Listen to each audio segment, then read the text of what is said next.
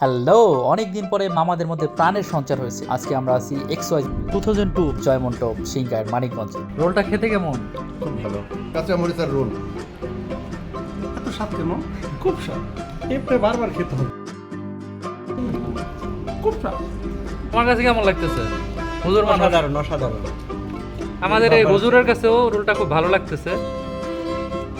একেবারে ঘরোয়া। মামা, এটা খেতে কেমন? খুবই মজা, খুবই টেস্টি,